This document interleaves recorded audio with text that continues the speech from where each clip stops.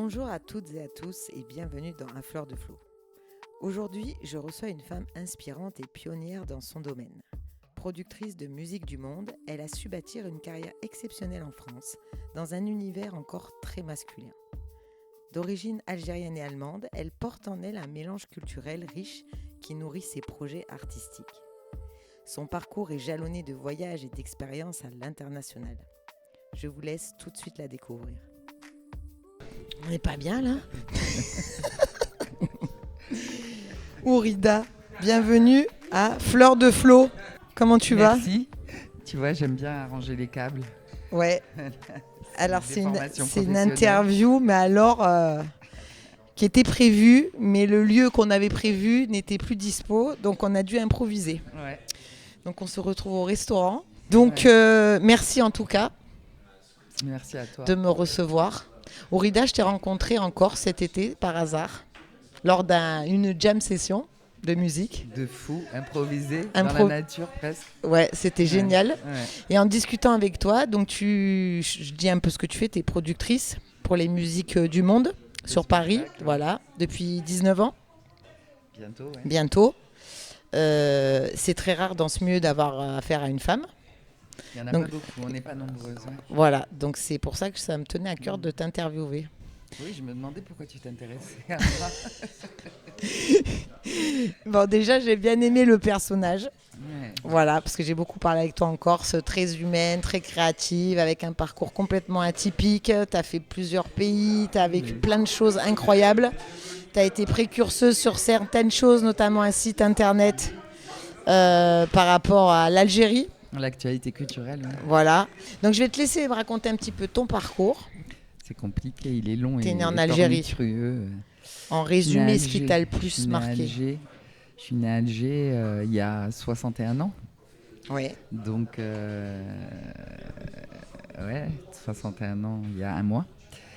Et une enfance super lumineuse jusqu'à 14 ans à Alger.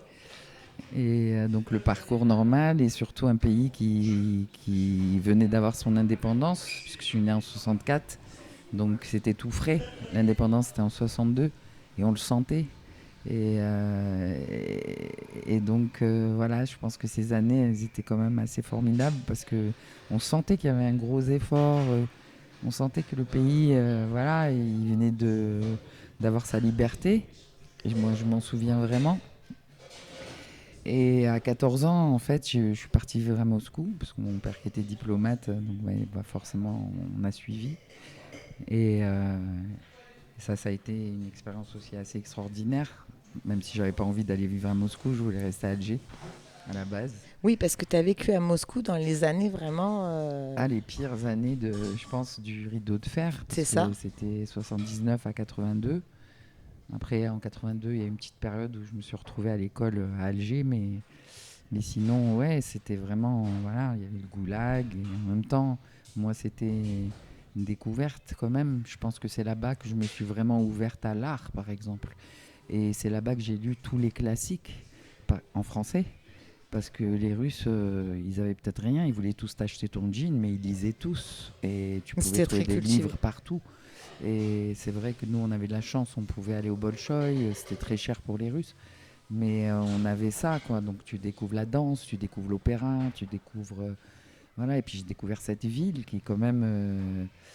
voilà, l'âme slave, la musique, c'était très très fort. Et en même temps, on sentait bien que c'était quand même, voilà, qu'il y avait de l'oppression, qu'il y avait qu'il y avait des écoutes, il y avait toutes sortes d'histoires qui circulaient comme ça. Il y a beaucoup de bruit, hein. On est dans un bistrot. On est dans un bistronomique. Mais moi j'aime bien les bistrots, donc j'espère qu'on entend bien le son. Il y a de la vie dans les bistrots. Et donc bon voilà, Moscou. Et puis après, une petite période à Alger, parce qu'il n'y avait pas d'école à Moscou, donc j'étais libre, je faisais des cours par correspondance. Ouais. Autant dire que j'ai décroché. Donc j'ai dû retourner à l'école, c'était en première, à Alger, mais ça ne s'est pas non plus super bien passé, parce que moi j'avais pris ma liberté en quelque sorte. Et t'aimais pas trop le système scolaire, tu me disais, dans la voiture? Ah non. Pas Depuis trop. très jeune, parce que en fait très souvent... Il y a quelque chose qui a dû jouer en fait aussi, c'est que comme l'Algérie venait d'avoir son indépendance, il y avait très très peu de profs et aucun prof algérien n'avait été formé encore, ou quasi aucun. Enfin, moi, j'en en ai pas eu dans ma première scolarité. La première prof algérienne que j'ai eue, et on est tous devenus bons en arabe, ça a été en quatrième avant que je parte. Et du coup, on avait par exemple des Égyptiens dont Nasser ne voulait pas à l'époque, qui étaient un peu frères musulmans et qui étaient hyper durs et qui ne nous correspondaient pas. En fait, les profs, c'était pas notre culture ni notre langue. Et donc, par contre, ils étaient venus là pour aider parce qu'il y avait un très très gros taux d'analphabétisme Mhm. en Algérie. Il faut se dire que voilà, les Français sont sortis, ok, on va le dire basiquement. Il n'y avait pas de cadre, il y avait très très peu d'étudiants algériens à cette époque-là qui avaient fait des études supérieures. Il n'y avait plus de cadres. C'était un pays voilà, qui avait été vidé de ses cadres et comme on n'avait pas permis aux Algériens d'accéder à ces postes, donc bon, il fallait tout reconstruire et Ouais. je pense que vraiment, et je l'ai lu, l'effort qui a été fait en matière d'alphabétisation, il a été énorme dans les 10 années qui ont Qu'on suivi. suivi l'indépendance. Mais nous, on a vécu beaucoup, beaucoup de lacunes et assez pas mal de violence dans le sens où vraiment c'était des profs qui n'étaient pas des profs. Un d'entre eux était un boucher, par exemple, et frère musulman d'ailleurs. Et en même temps, voilà, on a, voilà, On on a des improvisait lacunes, des cours un peu. des lacunes, mais en même temps, il fallait apprendre tout par cœur. C'était pas, voilà, moi j'ai très très vite été contre ce système en fait, contre ça. Je ressentais une espèce d'injustice et très jeune. Donc voilà. Et donc ça m'arrangeait bien à Moscou de me retrouver en cours Ah, par correspondance. ouais. Sauf que bon, j'ai un peu décroché. Et en même temps, bon, moi, quand je me suis retrouvé à Alger pendant presque une année, j'ai réussi à rattraper un petit peu le coup. Mais après, donc moi qui suivais mon père qui était diplomate, il a été nommé aux États-Unis juste après la Russie. Et je pense que ça, c'est une très très belle expérience. C'est une chance d'avoir vécu ça parce que c'était Les extrêmes. voilà, les deux extrêmes, les deux pendants de ce, tu vois, de ce rideau de fer, les deux, Des les deux ennemis. territoires ennemis.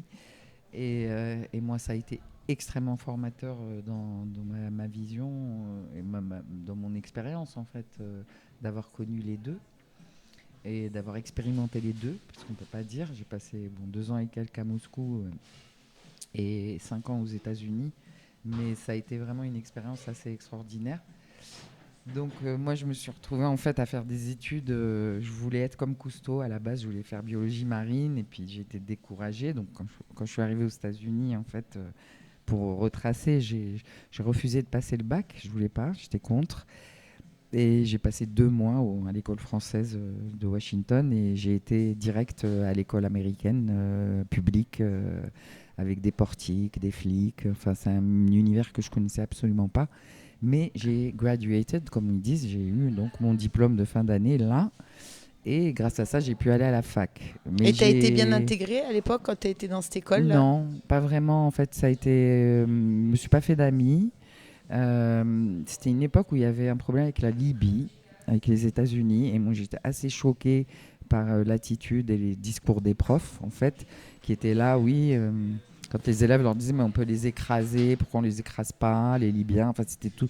Moi, je sentais vraiment qu'il y avait un gros décalage culturel et aussi de vision, en fait. Donc, j'ai eu un peu de mal. Donc, je me suis fait des copines, des copains comme ça, vite fait. Mais sans plus. Donc j'étais un peu isolé, mais j'ai été au bout de mon truc. Je voulais Ouais. pas passer le bac. J'ai fait ça. J'ai eu ça. Et à ce moment-là, j'ai été accepté dans plusieurs facs et je suis parti assez loin. Je suis parti au Texas. De là, j'étais à Washington et donc je suis parti au Texas. Et là, j'ai commencé au début des études donc de biologie marine, mais j'ai très vite été découragé par une prof. Et j'ai rencontré une prof de microbiologie qui nous a donné un cours et elle m'a fasciné parce qu'elle représentait le monde microscopique en lui faisant un parallèle macroscopique, c'est-à-dire les guerres, tout l'univers autour. Elle avait une vision et une façon d'enseigner qui était vraiment fascinante. Donc j'ai fait 4 ans de microbiologie tout en faisant à côté de l'audiovisuel, la photo. Parce que j'avais un petit rêve aussi caché, à part vouloir faire comme Cousteau. Mon deuxième plan, c'était de faire des films de prévention sanitaire, notamment en Algérie. D'où T'avais ça la dans un coin. microbiologie, l'audiovisuel et L'audiovisuel. la photo, qui ont toujours été, je pense que ma première passion, ça a quand même été la photo, très jeune, vers 12 ans. Et, euh, et du coup, voilà, je me suis retrouvée dans cette voie-là où j'ai jamais travaillé comme microbiologiste. Ça m'a juste apporté quelque chose, quoi, Oui. voilà. Et tu es très créatif, tu parlais de la photo. Tes parents étaient artistes un peu. Ton Ma père mère, diplomate, ta ma mère, mère. ma mère avait toujours eu un côté artiste. Ma mère est allemande.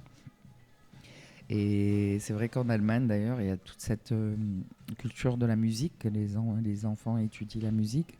Ma Elle était à grand-mère Berlin, était ta mère, c'est ça? musicienne. Ouais. Ta grand-mère était Ma musicienne. grand-mère était pianiste et elle chantait. Et donc, voilà, ma tante était musicienne également. Donc, elle n'a pas été musicienne professionnelle, mais elle donnait des cours toute sa vie après.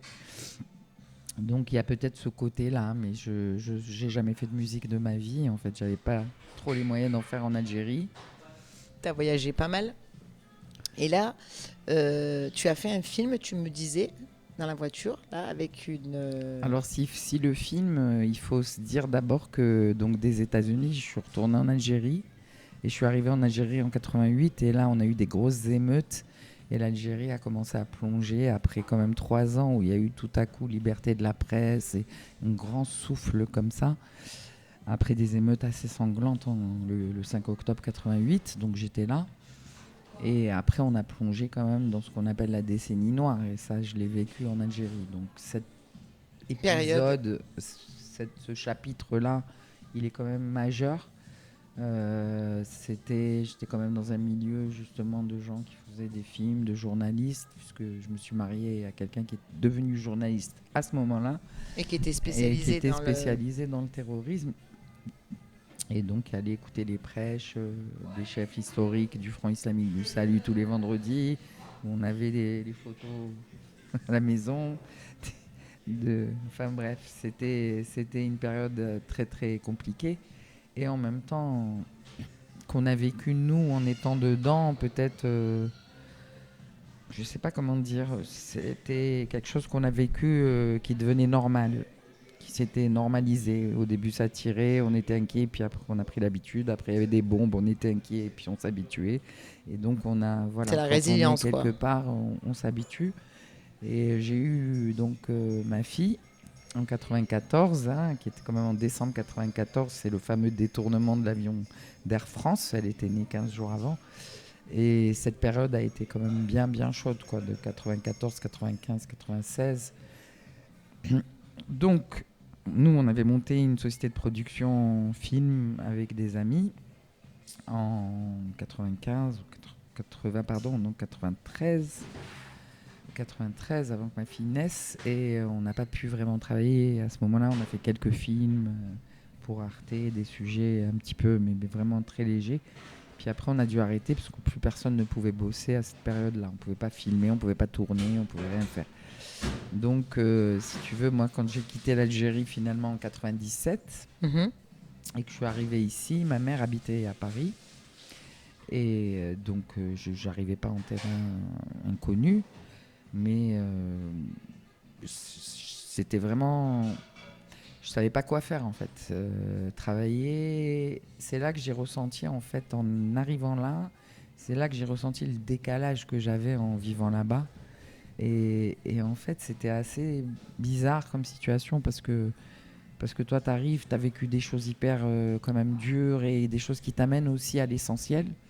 Et puis tu te retrouves dans une société où il y a beaucoup de choses quand même futiles pour toi, où les gens prennent sérieusement certaines choses qui ne le sont pas, où si je dois parler de choses qui m'ont vraiment perturbé, tous ces débats sur le voile, tout la manière dont on gérait en fait ça ici, Mhm. moi d'emblée je trouvais que c'était une erreur parce que nous on avait connu tout ça avant et en fait Ça m'a vraiment, voilà, ça a été une période un peu compliquée. Enfin, ça a été compliqué pas de m'adapter, parce que j'ai la langue, même si je suis pas française, je suis allemande et algérienne. J'ai la langue, j'ai donc forcément la culture, mais ça a été compliqué de pouvoir travailler, par exemple ici, d'être dans un environnement tout de suite opérationnel. Puis c'est marrant, j'avais une espèce de complexe. Et je ne sais pas d'où il vient, mais j'avais une espèce de complexe de ne pas savoir faire aussi bien qu'eux ici. Et en fait, je me suis rendu compte que non. J'ai mis du temps à me rendre compte que non. Parce qu'en fait, non, j'avais aussi quelque chose à amener Ouais. qui était différent. Mais il y avait tout ce décalage qui a mis des années un petit peu, qui m'a... Voilà. Qui Ça, a mis c'est un des peu le années truc à de se mettre. certains artistes, tu vois, qui ont un peu la comparaison, des fois, et de se sentir inférieurs.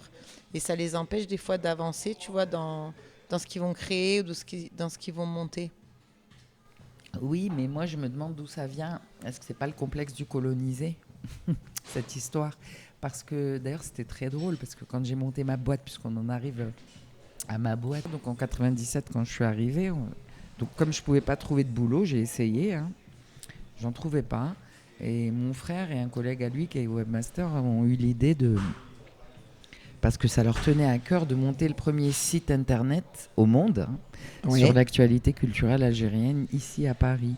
Et, et ils m'en ont parlé, donc moi évidemment que ça a résonné en moi, parce qu'ils partaient du constat qu'il se passait plein de choses, qu'il y avait plein d'artistes qui avaient quitté l'Algérie pendant cette décennie noire, qui étaient partis soit au Canada, aux États-Unis, en France, beaucoup en France, des auteurs, des artistes, qui avaient en même temps qu'il y avait des massacres et que personne ne pensait à la culture, il y a quand même eu une créativité très très forte en contrepoint de Ouais. tout ça, et que personne n'en parlait. Qu'il n'y avait pas dans les médias, qu'il n'y avait pas de... Non, on parlait tu que vois, des choses négatives, quoi. et même, parce qu'en tant qu'Algérien, ça n'intéressait pas grand monde, en fait, de parler d'artistes algériens ou de musiciens algériens qui étaient... On était déjà passé par les années 80 où il y avait eu tout ce revival du rail ici et tout. Mais dans les années fin 90, déjà, ça tendait à disparaître, Eh ouais. cet engouement pour la musique algérienne. Ou le rail. Et donc, bon, ça, si je parle musique, mais je pense vraiment que il y avait que nous qui pouvions peut-être mettre en valeur ça. C'est vrai qu'on a été les premiers à parler, ou de même Reda Kateb par exemple. Je pense que j'étais Reda Kateb, soit Admassi, tous ces gens-là qui ont réussi par la suite. Mais il nous a semblé important de créer un espace comme ça, un site internet où on rendait compte de ce que faisaient les créateurs, les auteurs. Et c'était au début donc, d'Internet, tout en plus. confondu, donc c'était, oui, j'étais en 57K quand je publiais une image, j'avais le temps de sortir, faire un tour, revenir. et Sadiq Madawi, donc, qui était le webmaster, on a été trois à Farid Yaker, donc mon frère et Sadiq Madawi et moi. Eux, ils avaient des boulots ailleurs, donc moi j'étais un peu celle qui faisait... Il m'a formé en une demi-heure en HTML. Et franchement, il reste sur la toile, hein, si on va dans les archives du web, parce que le site a sauté, 10 000 pages quand même. A disparu, il était hébergé gratuitement depuis que je m'en occupe plus, mais il a disparu. Mais on peut retrouver Planète DZ, c'est Planète comme Planète Internet, DZ. -dz.com. Quelqu'un nous a volé l'adresse, mais si on cherche dans les archives du web, on retrouve ces pages. Et quand je les revois, je me dis, ouh là là, je faisais ça en HTML, en tableau et tout, c'était assez spécial. Mais on a été là au début, on avait fait un annuaire des artistes, on avait organisé énormément d'événements aussi pour donner vie, voilà, que ce soit pas dans le web. Et c'est vrai que le jour où on a lancé le site, d'ailleurs, c'était assez intéressant. On a eu 200 visiteurs le premier jour. Et ils venaient tous des États-Unis à l'époque. Les gens n'avaient pas d'email. Il y avait vraiment, c'était les tout débuts, quoi. Il y avait un site qui s'appelait Mondomix, Africola, Africulture. Il y avait presque personne. Et en fait, on a été primé 2 ans plus tard, hein, pour avoir fait ce site par un organisme. On a eu un prix. Puis voilà, moi j'ai fait ça 10 ans. Et comme une mission où, quand je citais le nom d'un artiste, Aoum El Bouhari, un peintre en Algérie, j'avais vraiment ce sentiment que c'était là, que c'était important de faire ça. Face à l'intégrisme, face à ce qu'on avait vécu, c'était important de soutenir, de parler culture, de parler beauté, de parler création, de parler... Donc j'ai fait ça sans être payé, hein, pendant très longtemps. Voilà, je sais pas. C'est la vraie dévotion, là. ça a été, je sais pas faire les choses à moitié, je vais trop loin, des fois même, mais c'était important. Et ça nous a permis aussi vraiment d'organiser des événements. Enfin, Est-ce qu'on fait vraiment de l'art parce que ça fait partie de l'art ce que tu as fait. C'est de l'art que tu as fait. ben, c'est une création, on va dire ça comme C'est une ça. création. C'est une forme de création, une forme. Oui, une forme de création. Est-ce qu'on le fait vraiment pour l'argent finalement quand on fait de l'art? Ah bah de toute façon, c'était pas pour l'argent. Et je pense que jusqu'à aujourd'hui, tout ce que je fais n'est pas pour l'argent. Je serais plus riche sinon. C'est vraiment, pour moi en tous les cas, c'est vraiment une manière de réunir les gens, de créer des passerelles. Et j'ai quand même souffert du fait qu'en arrivant en France, parce que comme je suis pas française, moi j'avais pas non plus vécu ici vraiment. Et j'ai découvert quand même autant la beauté de la France et là, c'est un pays extraordinaire. C'est-à-dire que moi, toutes les villes ont une médiathèque. La médiathèque de ma ville, là où j'habitais, Ouais. elle était plus grande à l'époque que la bibliothèque centrale d'Alger. C'est plus le cas parce que maintenant ils en ont construit une grande. Mais si tu veux, il y a la culture gratuite. Il y a tellement de nationalités qui sont là. Tu veux un musicien du Bangladesh qui joue tel instrument très spécifique. Tu vas peut-être le trouver. Tu as des grandes chances. Je veux dire, moi, cette diversité, elle m'a fascinée. Quand on prend le métro, quand on défend en scooter, on faisait ça avec ma fille. On faisait plusieurs pays à Paris le jour même. On pouvait traverser, aller au Sénégal, en Inde. Et parce que c'est riche et que ça soit pas reconnu et valorisé et qu'on veuille assimiler et étouffer aussi, ça c'est quelque chose que moi qui m'a fait souffrir en fait, tu vois. Et en tant que là, j'ai découvert quand même la souffrance aussi des Maghrébins, parce que tu es algérienne quand tu arrives ici, mais au bout d'un moment, au bout de quelques années, tu deviens maghrébine. C'est pas, il y a quelque chose qui fait que tu vois, d'ailleurs, c'était Planète DZ. DZ, c'est le code international de l'Algérie. Et après, on a eu le projet de faire Planète Maghreb, parce que finalement, et d'ailleurs, même dans Planète DZ, on rendait compte tu vois, de la création d'artistes marocains. Enfin, tu vois, quand tu es ici, finalement, voilà, ça se dilue un peu. Mais je sais plus ce que je voulais dire, d'ailleurs, pourquoi j'en arrive là. Mais c'est ce côté. Parce qu'on parlait du fait de faire ça, pas forcément pour l'argent. Oui, parce que je pense qu'il y a vraiment, pour moi, il y avait vraiment cette nécessité. C'est peut-être un truc post-traumatique et que j'ai pas vu, mais c'est aussi vraiment une façon de faire vivre cette culture-là, ces cultures, parce qu'elles sont pas reconnues et qu'elles sont que la population même qui vit ici et qui est très nombreuse et qui est de cette origine-là, elle n'y a pas vraiment accès, voire elle la rejette des fois même. C'est-à-dire où elle n'y est plus sensible dans certains cas encore. Parce que ça, je peux raconter des histoires de plus tard quand on a joué beaucoup dans des quartiers. Mais bon, voilà, c'était une façon d'aider des artistes voilà, qui provenaient de ces régions et de contribuer à mieux faire connaître ces cultures pour peut-être qu'on les accepte mieux aussi. Ouais. Je pense que ça part de là, tu vois. De faire ça, ça valait tout l'argent du monde, non, quand même? Ah, mais complètement, même si c'est... Même si ça doit être dur au quotidien, quand même, des fois. Bah, c'est dur parce que ça pèse. Je parle pas d'économiquement parce que, encore une fois, je pense qu'on peut toujours trouver des solutions et que moi, j'ai une façon alternative de vivre qui fait que j'ai pas besoin de grand-chose et que quand j'ai besoin de quelque chose, je le trouve, en fait, tu vois. Mais comment, justement? Comment je le trouve? Oui. Ben parce que déjà, pour me meubler, je trouve tout ce qu'il faut. Hein, il y a tout. Hein. Mais t'es les hyper poubelles créative. de la France et je peux détourner des choses. Et qu'après, pour manger, eh ben, on cuisine en fait et on sait si on mange de saison, eh ben, c'est pas cher et ce qu'on va acheter sera encore meilleur. Et c'est toute une façon de faire et de vivre. Et ma fille est encore pire que moi maintenant, Dieu merci, elle a pris ça et elle l'a augmenté. On avait besoin de quelque chose, on peut le fabriquer aussi. Ou, tu vois, on a cette façon qui fait que j'ai la chance de vivre en HLM aussi, donc ça aide énormément. Donc tout ça fait que finalement, on n'a pas besoin de grand-chose pour vivre et que tout ce que je gagnais, je le réinvestissais finalement dans mon projet. Dans ton projet, ouais. Dans mon projet. Parce que là, on parle du site internet, donc j'ai fait ça pendant 10 ans. J'ai donc été directrice de cette association. Puis à un moment donné, j'étais arrivée au bout de ça. Et je me suis dit, j'ai fait 10 ans Planète des Z. J'avais déjà le nom de la boîte. Je me m'étais dit, si jamais je monte une boîte, elle s'appellera Tour & Sol. Une boîte dans la musique. Tour & Sol, société que tu as, enfin association. Et je l'ai montée, j'ai emprunté 1 500 € et j'ai fait un projet d'insertion quasiment. Je suis parti, je me suis formé en Excel, j'ai été voir une assistante sociale et j'ai fait un projet d'insertion en quelque sorte. Je l'ai monté cette boîte il y a 19 ans et je ne savais pas comment on faisait pour être tourneuse, productrice de spectacle. Je ne l'avais jamais fait chez d'autres. J'organisais des concerts mais je ne savais pas. Et en fait, j'ai partagé le bureau avec ma mère, et ma mère, qui faisait autre chose, qui est psychologue, elle m'a beaucoup aidé à m'organiser, à mettre les choses au propre dans les dossiers. Ouais, ça c'est important. Ça peut sur... aider les auditeurs, tu vois, ouais. Les femmes ou les hommes qui veulent créer ce genre de choses. C'est quoi l'important, la base déjà quand tu veux monter comme ça une structure? Déjà, il faut avoir du courage.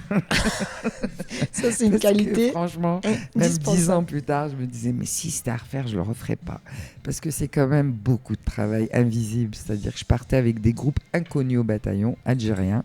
Il y a un groupe qui s'appelle Fanfaraille, avec lequel j'ai fait 26 pays dans le monde quand même, États-Unis, sur 3 continents, voire 4, je ne sais plus. Et Fanfaraille, il m'avait dit, mais vas-y, monte ta boîte.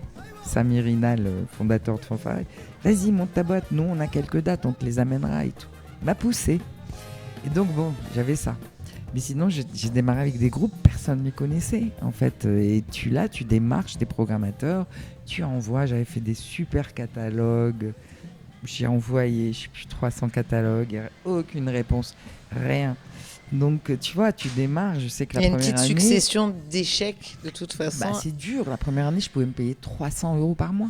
Si j'avais pas eu, et ça, c'est encore un message que je veux faire, si j'avais pas eu, à l'époque, le RMI, ça s'appelait, jamais j'aurais pu arriver là, en fait. Parce que ça compensait. Mais j'ai continué, j'ai persévéré, et en même temps, je payais de la TVA, c'est-à-dire que je cotisais. C'est-à-dire qu'en même temps, tu vois, la boîte, quand même, elle produisait déjà pour le... Et en plus, ta boîte, elle a toujours été clean financièrement, c'est ça. Jamais j'ai été à découvert et jamais j'ai demandé un crédit. Tu as toujours pu payer les artistes, etc. Mais parce que c'était moi la variable d'ajustement. C'est comme tous les créateurs d'entreprises. Je veux dire, c'est toi. Si tu ne payes pas quelqu'un, c'est toi. Tu vois. Et donc, ça, il faut avoir ça. Si on donne donc le courage, il faut avoir le courage. Mais je pense vraiment qu'il y a plein de gens qui attendent de trouver des boulots et tout. Il y a plein de possibilités quand même de monter une activité, de s'organiser, de se former à minima sur certaines choses et d'y aller. Mais il faut y aller. Il faut avoir être dans l'action. Le courage d'y aller. Ouais. Et il ne faut pas lâcher quand c'est décourageant. Mais je pense vraiment qu'il y a moyen d'arriver. Mais qu'est-ce qui fait que tu t'es pas découragé? C'est la passion? C'est que j'avais pas le choix non plus. Mais c'est aussi parce que je représentais des artistes et que j'avais cette responsabilité et que pour moi, il fallait que je fasse au mieux. Parce que je culpabilisais de ne pas leur trouver de concert, en fait. Tout le temps. Je culpabilisais encore. Ah ouais. Mais là, j'ai commencé à prendre un peu plus de recul parce que ça m'atteint presque la santé par moment, tu vois, de culpabiliser ou de... C'est un peu lourd. Mais si tu veux, je suis une acharnée. C'est ce que je disais tout à l'heure. Je ne sais pas lâcher, en fait, après. Des fois, peut-être qu'il aurait mieux fallu... lâcher par exemple le site internet, l'assaut au bout d'un moment et de faire autre chose au lieu de faire 10 ans ça et en fait je vais jusqu'au bout de ce que je peux. Tu commences et tu finis. J'essaye d'aller au bout du bout, voilà. Et là notamment donc pour cette société que j'ai montée donc en 2007 parce que Planète des Z 97, Tour & Sol Prod 2007. C'est assez fascinant parce que tu te retrouves direct. J'ai commencé à aller dans des salons professionnels à l'étranger. J'ai tout de suite vraiment essayé de pas rester cantonné, d'aller amener la représentation de mes artistes ailleurs, à l'étranger et tout. Et d'aussi commencer à demander des dossiers de sub. Ils n'avaient jamais eu de subvention, alors que quand même la France est un pays où la culture est très subventionnée. Alors ça, c'est un moyen aussi, quand tu es dans l'art, il existe des subventions, même si elles sont en train de baisser, il faut le dire. Il en existe. Il en existe des encore. Gens qui peuvent t'aider aussi à les demander. Moi, j'avais demandé à quelqu'un de faire un dossier dessus, puis je me suis rendu compte que je lui donnais tous les éléments, que ça me prenait plus de temps et qu'elle balançait le budget. J'ai appris et j'ai commencé à demander. Et c'est assez drôle parce que quand j'ai relu des argumentaires que je fais quand tu demandes une aide, donc c'était pour des groupes algériens, tu vois, parce que c'était principalement des musiciens algériens que je représentais au début. Et quand j'ai relu les argumentaires des aides, je me dis ils ont dû bien rigoler en commission, hein, parce que le côté essentiel de soutenir la culture de musiciens qui représentent un pan de la population qui n'a pas nécessairement accès à cette culture ou qui même qui n'a pas accès souvent d'ailleurs, et des musiciens qui n'ont pas eu accès non plus eux-mêmes parce qu'ils n'ont pas le même parcours de conservatoire, ils ne se font pas les mêmes réseaux, ils sont un peu en marge, tu vois. Et ça, c'était aussi une mission de pouvoir représenter ces artistes-là et d'arriver à avoir des subventions. Et ça a été et pour qu'ils existent. super content pour pouvoir développer. Et j'ai réussi, donc tu vois, et j'ai réussi à en avoir. Et ils ont été sélectionnés sur des salons à l'international. Et donc voilà, c'est se dire, ah ben, nous aussi, il faut que... Et donc c'était parti au début de ça. Maintenant, évidemment, 19 ans après, il y a eu du parcours, tu vois. Mais je suis vraiment autodidacte de la production musicale, mais pas de la production de concerts, parce que je suis autodidacte aussi d'organiser des concerts. Mais je kiffe tellement ça, c'est ça qui me fait kiffer. C'est le moment du concert. Ah, tu te régales. Tout le monde est là, au moment où ça se passe. La cerise sur le gâteau. Et pour ça, je suis prête à des grosses galères de visa, à des nuits et des nuits de travail pour arriver à ce moment de c'est comme un gynéco qui accouche là, tu vois. C'est ça. Hein c'est vrai, hein, c'est le moment de l'accouchement, c'est le plus beau. C'est le plus beau. Et ça te fait oublier tout l'avant. Ça me fait oublier tous les galères. Et Dieu sait que j'en ai de visa, Oui, j'imagine, parce que tu tournes beaucoup à l'étranger avec tous ces groupes aussi. Pour les groupes, c'est pas notamment toi. un groupe génial de femmes percussionnistes qui habitent à Béchar, qui s'appelle Lemma. Tu vois, là, par exemple, maintenant que je te parle, là, j'attends les visas, la réponse. Elles ont eu rendez-vous il y a presque un mois. Et avec la situation entre la France et l'Algérie, c'est chaud. Et j'ai pas, et elles doivent arriver le 7, là, octobre. Pas longtemps, parce qu'on a 4 concerts qui arrivent, tu vois, avec un gros projet. Et moi, j'ai déjà investi, acheté les billets et tout, et je n'ai pas de nouvelles des visas. Ah ouais, donc, c'est voilà. Quand même stressant. Hein. C'est très stressant. Mais et qu'est-ce qui fait que tu arrives à gérer ce stress comme ça, là? Bien le T'as pas le choix. T'as pas le choix. Qu'est-ce que tu vas gérer le stress Je sais pas ce qui fait que je gère le stress. Je le gère, c'est tout. C'est que oui, tu te poses pas la question, t'avances quoi. En fait, si tu produis, alors il y a plusieurs solutions. Soit tu es juste un vendeur et tu as des groupes et tu trouves des concerts et tu vends les concerts. Ouais. Soit tu mets des sous, soit tu investis, soit tu mises quoi sur ce groupe. Tu investis, en fait, tu prends des risques. Ouais. Voilà. Je suis pas une grosse boîte, mais je prends des risques, en fait. Donc, des fois, je risque quand même gros pour ma boîte, mais j'arrive toujours, finalement, j'ai toujours réussi à équilibrer au final, même si ça prend 2 ans. Mais la France, quand même, j'espère que ça change beaucoup, l'environnement dans la musique et au niveau de la diversité, parce qu'il y a des grosses concentrations de structures qui sont beaucoup plus grosses, et tu vois, et il y a des indépendants, comme nous, comme des petites prods ou des festivals indépendants. Et c'est pas évident, en fait. On sait pas où ça va, hein, parce que y a des réductions, certes, budgétaires, et ça touche pas tout le monde. Mais on continue quand même à être soutenu, et j'espère que ça va une continuer. Mauvaise année cette année, et je sais pas ce que ça va donner l'année prochaine.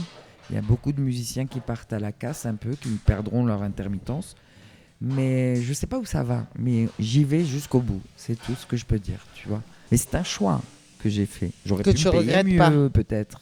Mais en fait, j'ai préféré produire et avancer et investir dans les projets pour que ça avance. Bien sûr que je le regrette pas, non. Mais oui. Je le regrette pas. Parce qu'en contrepartie, ça te procure quand même pas mal de... Je trouve qu'il y a une histoire d'éthique aussi, tu vois. On peut pas... Courage, éthique. L'éthique, c'est important, c'est-à-dire de bien... que ce soit juste la rémunération de tout le monde.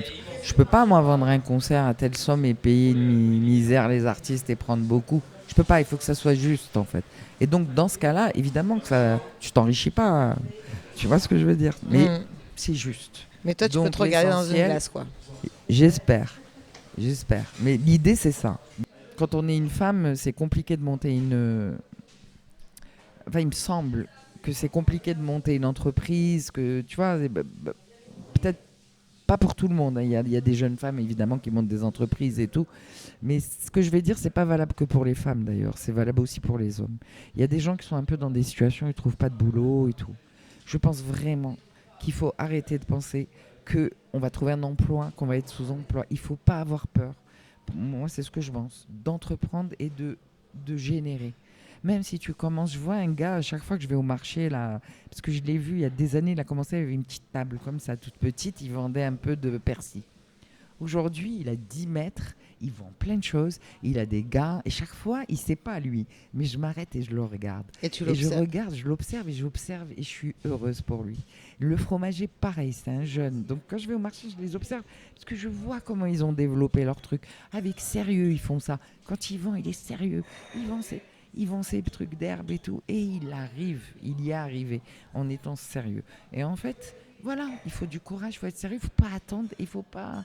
Ceux qui veulent être riches, ben, il faut qu'ils fassent autre chose. C'est riche Ah. tout de suite, je veux dire. Hein. Oui, Parce qu'on peut parce que devenir. tu peux devenir riche et évidemment, créatif. j'espère. Heureusement. Ben oui, c'est pas la question. Je veux dire que ça passe. Ce qui est assez étonnant, c'est quand j'ai monté cette boîte de production de spectacle, dès le début, je me suis dit, oulala, je vais faire 90% de trucs que j'aime pas du tout, c'est-à-dire la paperasse, la compta, les machins, pour 10% que j'adore. Et c'est marrant, parce que j'ai dit ça, au début, je me suis dit ça. Et c'est vrai. En fait, c'est vrai. Il y a 90% de trucs dans ce que je fais tous les jours qui sont difficiles Qui te pèse. et qui pèsent pour le kiff des 10%. Ouais, mais les ce 10% tu sont vois, incroyables. les 10% sont incroyables. Donc, voilà, ça aussi, c'est quelque chose qu'il faut savoir. Voilà, il y a des choses qu'il faut faire pour arriver à ça. Et si on n'a pas ça, si on n'a pas cette nature et cette résistance et ce courage aussi, Et cette détermination. voilà, mais... Et pas avoir la flemme, on parlait de la flemme. Ah, On en parlait dans la bah ouais, voiture. mais des fois, la flemme, On l'a, l'a on peut tous un l'avoir. petit peu, tu vois. Oui. Mais écoute, si on est passionné par quelque chose, moi ça me passionne. En fait, les musiciens, enfin la musique, les musiciens, le spectacle, et ça me touche et ça touche tout le monde. Ouais. Donc contribuer petitement à pouvoir créer des événements, à contribuer à ce que ces événements existent et qu'on continue à rêver ensemble dans un monde aussi dur quand même que celui d'aujourd'hui, je pense que c'est important. Tu vois, c'est important.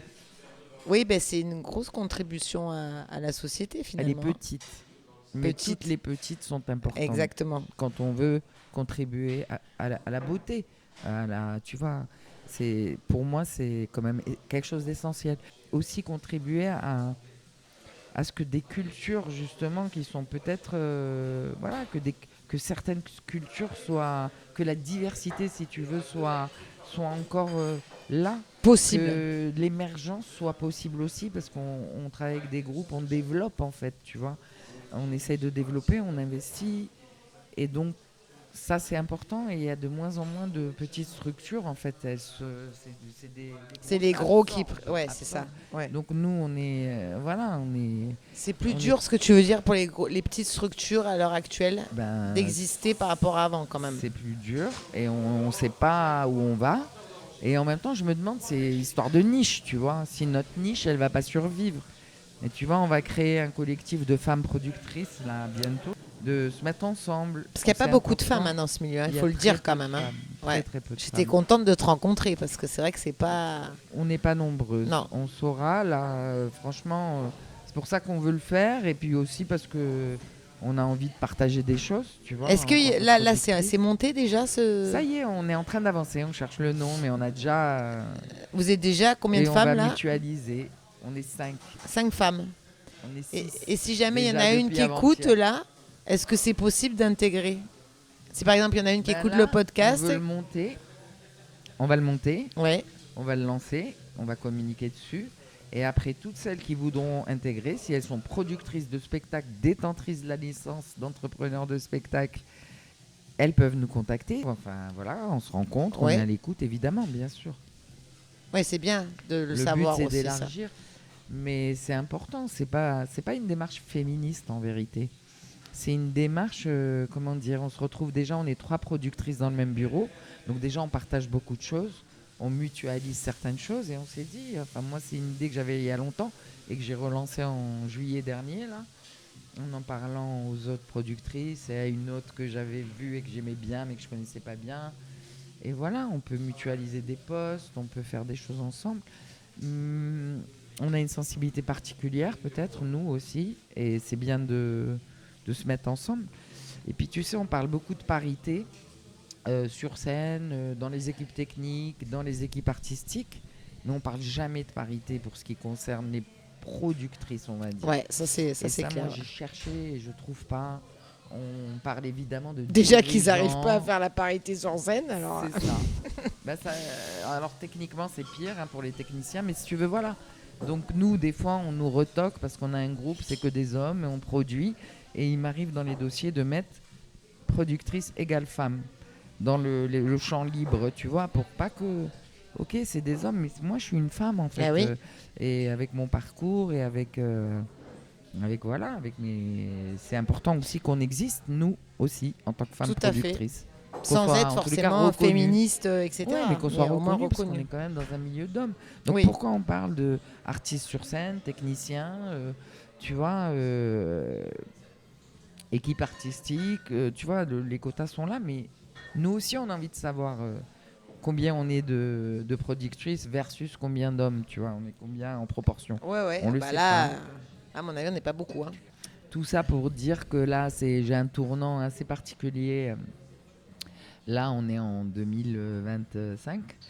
Et tu vois, il y a 5 groupes qui rentrent. Et je me suis beaucoup ouvert au jazz depuis quelques années. Ouais. Et on est 2,5 dans ma boîte à bosser. Donc, on n'est pas nombreux. C'est vraiment artisanal. Mais tu vois, là, il y a des grosses entrées d'artistes ce mois-ci. Et c'est vraiment aussi dans une démarche de développement. C'est un peu beaucoup, mais en même temps, je suis contacté 2-3 fois par jour par des artistes. Beaucoup plus que par des programmateurs, tu vois. D'accord, plus qu'avant. Pourquoi. Beaucoup plus. D'accord. Beaucoup plus, et je pense que parce qu'il manque des petites structures comme ça, il manque des. Et en même temps, si elles ont du mal, ces petites structures, à avoir, tu vois, des subs, etc., c'est compliqué, quoi. Parce qu'il reste plus que les gros. C'est ça, et en même temps, les artistes, il y en a qui veulent de la proximité, qui veulent des artistes il y a des prods qui sont là pour eux. Quelle est la prochaine tournée là, que tu vas faire, là, qu'on pourrait aller voir, par exemple, soit à Paris? La prochaine grosse, là, j'ai une création que j'ai portée, qui est une très très belle histoire. Et c'est avec Omar Sosa, qui est un super pianiste cubain extraordinaire, qui a un très très long parcours dans le jazz et avec une énorme ouverture aux cultures du monde. Et Omar Sosa, Lemma, donc c'est femme percussionniste de Béchar, du désert algérien. Souad Asla, qui a formé donc ce groupe de femmes, là, Lemma, pour vraiment, pour la transmission, pour beaucoup de raisons. Et il faut s'y pencher, il faut vraiment aller écouter ça. Et 2 autres musiciens qui sont proches de Omar Sosa. Et c'est une création qui s'appelle Saharavan et qui va jouer donc le 11 octobre à Sevran dans le cadre du festival Ville des Musiques du Monde, le 12 octobre au festival Jazz Zèbre à Perpignan et en novembre au festival Jazz d'Or et à Nantes, donc Jazz d'Or à Strasbourg le 21 novembre et le 23 novembre à Nantes au Panonica. Marseille normalement en juillet 2026. Ah ben dis-moi tout. Ben peut-être, il n'est pas encore sûr mais il a envie. Bah là Hugues il va nous faire un truc là. Ben, j'espère. Ah bah oui, non mais là me dit attends. Ah non mais c'est sûr. Lui-même qui a envie et il est sensible. Hugues, c'est vraiment quelqu'un, d'ailleurs j'ai déjà travaillé avec lui quelques fois. Hugues, si tu nous entends. J'espère qu'il va nous entendre parce que moi j'ai beaucoup de respect pour lui en fait. Et je trouve que c'est quelqu'un qui est très ouvert, d'abord dans les esthétiques, curieux, et qui perçoit l'originalité de quelque chose, l'histoire, qui n'est pas que sur des têtes d'affiche et des show-off et tout. Il a cette humanité, il a cette sensibilité. Et cette curiosité aussi d'aller voir des choses qui ne sont pas forcément encore connues. Il est ouvert. Voilà. Mais tout le monde devrait à Marseille, le projet là, il va mettre le feu. Ah ouais, il y a les mamas qui vont venir. Ce serait la folie parce là. que les mamas elles sont âgées Et c'est les mamas, tu vois. Donc, Ah ouais, c'est non, mais là, toujours, non, mais ça va se faire. Ça va se faire. J'espère. Merci Auridan. T'as vu comme ça sent bon là? Ouais, Ça commence à sentir bon là. On va manger. Merci à toi. Hein. Je sais pas si. On se refera une petite interview Avec dans de plaisir. meilleures conditions. Quand tu veux. Hein? Quand tu veux. Peut-être c'est moi qui vais t'interviewer la prochaine fois. Tu sais quoi pas. Il y en Ça a serait plein qui sympa veulent qu'on fasse ça. m'interviewer. Non, mais pour ton podcast, Ouais. je veux bien t'interviewer Surtout toi. que tu as déjà interviewé des gens, toi. En plus, J'ai pourquoi pas. l'idée et que moi, peut-être, on va renverser le rôle la prochaine fois. Ouais. Et c'est moi qui t'interviewe. Eh ben vas-y. Voilà. On prend va le faire ça. rendez-vous. À Marseille, on le fait. Hein, Allez, par contre. vas-y. Allez, Bah, ça allez. roule. Allez. À bientôt. Super, gros bisous. Allez, ciao, ciao.